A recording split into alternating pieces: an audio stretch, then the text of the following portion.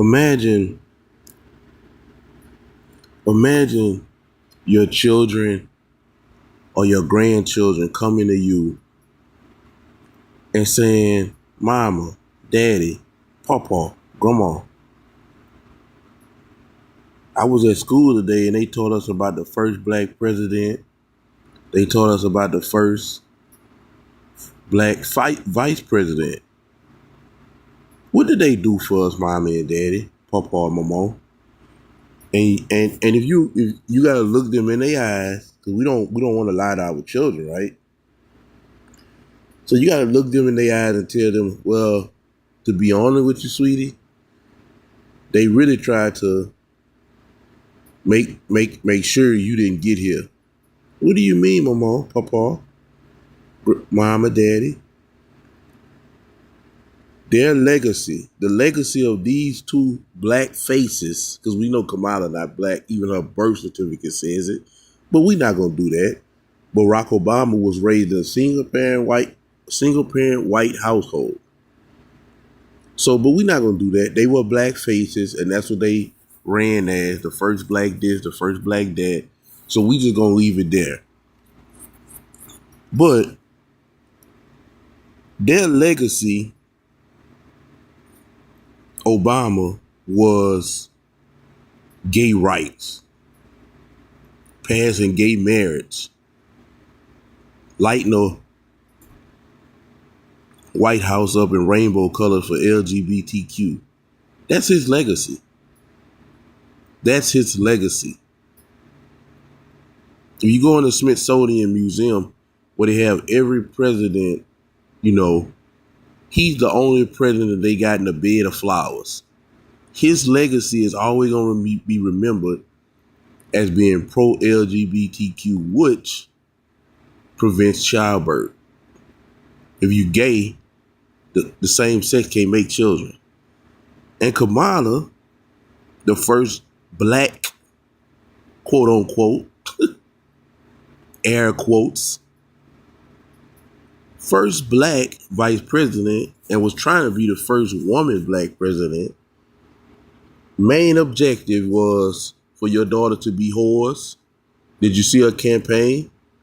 This woman had all of the stripper rappers that rap about selling coochie twerking and performing at her campaign rallies. Meg Thee Stallion, Glorilla, just to name a few. Cardi B speaking at her campaign rallies. And one of her main things was abortion, which is, again, prevents childbirth. Right? And so you would have to look your black grandchild in their face and tell them the truth. That the MO of the first black president and the first black vice president was to prevent them from even coming alive. Ain't that something? Well, what else did they do? Absolutely nothing. But guess what? They're not done. And before I get into this video, I want to say this. Matter of fact, let's do some math real quick. Let's do a little math real quick. This man have been out of office for 10 years. He was in office 8 years. That's 18 right there. And before he was in office for as a president and campaigning, I want to say everybody pretty much knew about him and him being a senator and him being in politics probably about 2-3 years before that. So I just say give or take 20 years. Yet to date, he has never once went to his hometown of Chicago where children are dying from stray bullets every other day. Black children. Where the blacks are shooting each other and leaving blood on the ground every single day in Chicago. He's never went there to advocate for that. Him or his loudmouth wife. They've never went there to try to advocate that. This is their hometown. They know the influence that they have on the black community. They never went there and say, put the guns down. Not once did him and his wife speak to the black community about getting married and stopping the creation of broken homes, which leads to a lot of this degeneracy that you see in the black community around the world, which is single mother households. But we just gonna stick with Chicago right now because that's their hometown. Not once did he speak to them about how important getting their education is and how far it can take them. Never once did he speak about any of those things. But guess what? Michelle Obama has a podcast and he was a guest recently on there. And guess again, just take a wild guess before I play the video, what he's again pushing on your children. Without further ado, let's play the video.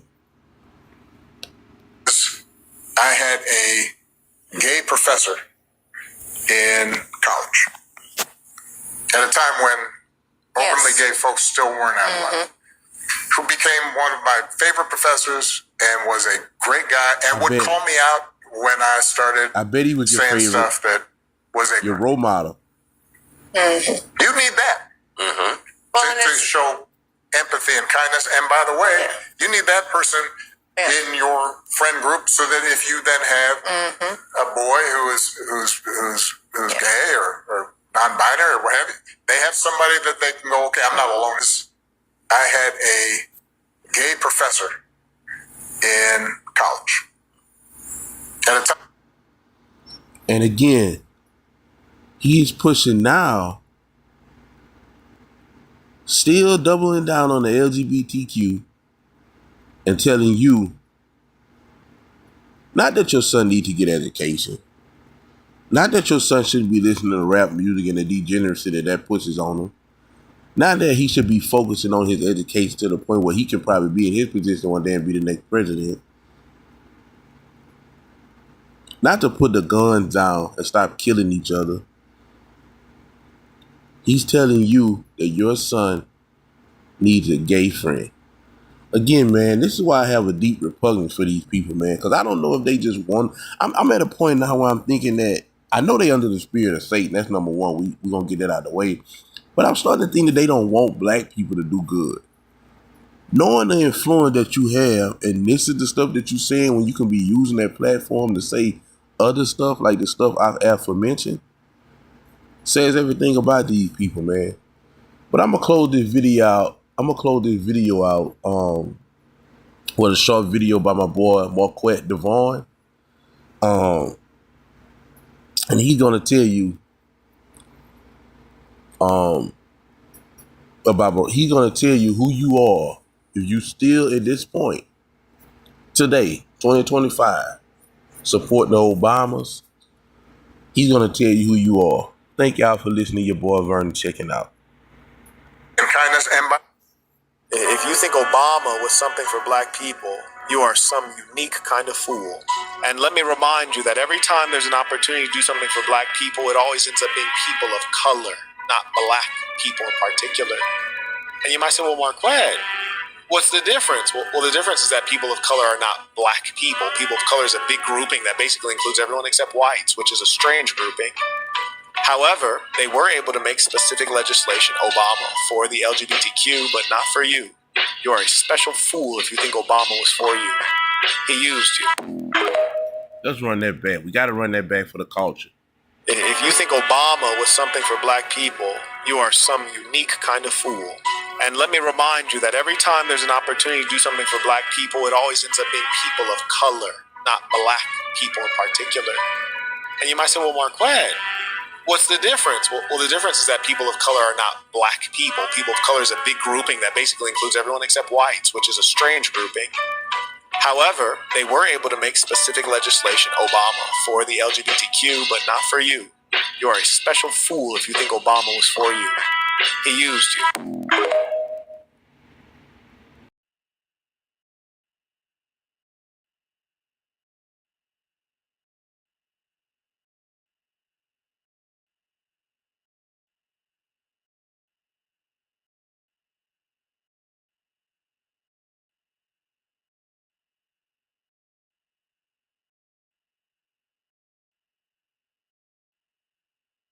You pull up to this bar, the driver is basically scouting some dude for you to hang out with. Correct. There's this guy, Barack Obama. Have you ever heard of Barack Obama? Never. Okay. Never. We're having drinks. I mentioned the fact that I could use something to wake up. I was extremely exhausted. So you went into the bar? Yes, sir. What kind of bar was it? I'm trying to remember. I've been trying to remember the name. I know that the glasses had 3 X's on them because I remember taking one home for a friend of mine. What, but I mean, generally characterize it. Was it, it was working class bar, no, gay it was bar, upscale, strip bar? It was upscale, quiet. Wasn't really that really didn't have a lot of energy to it. It was more relaxed, more like a lounge as opposed to somewhere where people would go and get loud and crazy. Yeah. Which made it easier to talk. But like I said, when I brought up the fact that I could use something to wake up, he immediately knew what I was referring to, had made it clear that I was looking for coke, and I really was, and had made the suggestion that he knew where we could get it, and we left to go get it. Interesting. Did he say what he did for a living? Nope. I had no idea that he was a representative in the Illinois House. I had no idea he was in politics. I just knew that he was supposedly married and at the time was going through some issues with the marriage. He said that? That was made clear, yeah. Did he say what kind of issues? No. Do you remember? No. So you said, I'm looking for someone to wake up. He knows you're referring to cocaine. I know where to get it. What happens next? We get back in the limo. The driver takes us wherever it is that Barack had instructed him to take us. I had given Barack $250 to pay for coke. He gets out, comes back. I start putting a line on a CD tray to snort. And you're in the limo? Yep. Driving or parked? No, the driver's driving. Yep. I start to put a line on a CD tray, and I just happen to notice that he pulls something else out of his pocket. And next thing I know, he's got a little pipe and he's smoking. So I don't have an issue with it. I mean, some people smoke, some people snort. Smoking the cocaine? Yes. So as I'm doing a line, I just start, this is the part where you kind of make your move to see where things are going. So I just started rubbing my hand along his thigh to see where it was going, and it went the direction I had intended it to go. So the night became somewhat active sexually and drug-wise in the limo. So you hit on him. Did he seem shocked by that? Not at all. Yeah. I mean, if you're smoking crack with a stranger in the back of a limo, like, you got to imagine things might go crazy places. Well, not only imagine it, I look at it this way. I've done a lot of crazy things in my lifetime. I'm a pretty good judge of character, and I pretty much know whether or not I can move in a certain direction with an individual. I didn't feel that I was going in the wrong direction. I just wasn't so sure how much I could trust the individual at first. And that was probably one of my bigger concerns. But the fact that I was already becoming somewhat buzzed, you kind of throw caution to the wind. Limo driver that I was looking for someone to enjoy the night with. The introduction was made through the limo driver. And what happened? We had a few drinks. I had made some comments about wanting coke, so we got in the limo and left, and we started drinking. I started snorting. He started smoking. I actually put my hand on his knee and started to rub up his thigh, and I performed oral sex on Barack Obama.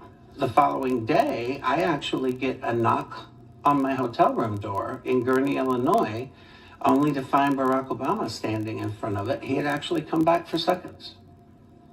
I performed oral sex on him in the hotel room at the Comfort Inn and Suites in Gurnee, Illinois. Were there drugs involved in the second night as well? There was. Who produced those? He actually brought those with him. Now, Obama at that time was a state senator. I actually had no idea who he was. And then when did you find out that it was